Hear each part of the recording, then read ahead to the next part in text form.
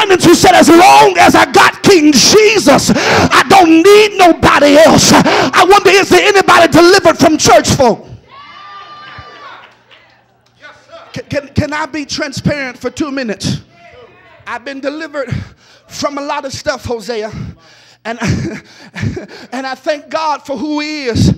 But one of the things, Superintendent, I've survived a lot of stuff. But one of the things I shout over is I survived church folk. And I found out if you can survive church people, you can survive anything. We got mean, bitter, hateful, nasty people. And you know what's crazy? We put them people on the door and wonder why ain't nobody coming in the house. They need to be in the basement making DVDs of the church. You need to get somebody who says, I'd rather be a doorkeeper in the house of the Lord. Y'all ain't saying nothing. Maybe you're the person I'm talking about. Somebody shout deliverance.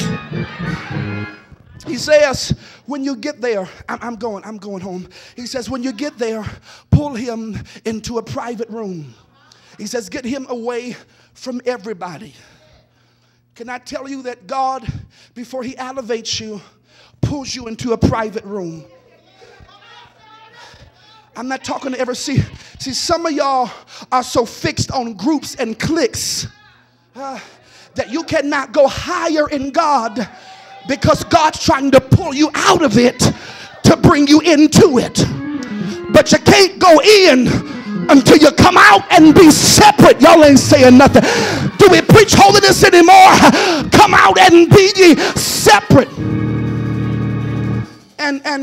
And for years, brothers and sisters, I thought that the Apostle Paul and the Pauline scriptures were talking about the worldly folk, and I believe to a certain extent that he is, but I believe he wanted the church to understand that everybody who gathers together with us, they are not all us. One of the greatest gifts that you can have in this season, brothers and sisters, is the gift of discernment. If you don't have the gift of discernment, you'll be clapping for foolishness. You'll be dancing over demonic torrents. Y'all ain't saying nothing. You'll be shouting for Negroes who ain't studied, who ain't fasted, who ain't prayed. Y'all ain't saying nothing. When we come to church, I don't need nobody practicing on me. You stand in your mirror at home and get that sermon together. When I get to the house of God, I need somebody who's been laying before God, somebody who's been fasting, who can deliver me a word that will not make me dance, but get me delivered. Is there anybody who's wanting a real word? Can I be real for 2 seconds? Can I tell you that the enemy has tricked the church, and we've been clapping for people who don't have nothing. They don't have no anointing. Their gift is irritating. Y'all ain't saying nothing. Have you ever had to sit in a service and listen to somebody whose gift was irritating? You could tell they had not been before God. They tried to jot some notes down on their way to church. God, they tried to pull a sermon that worked in 2005 for 2013, not understand the prophetic and apostolic times have shifted into another dimension, and what used to work will not work anymore. Slap your neighbor, tell him, I don't want to be where God was, I want to be where God is.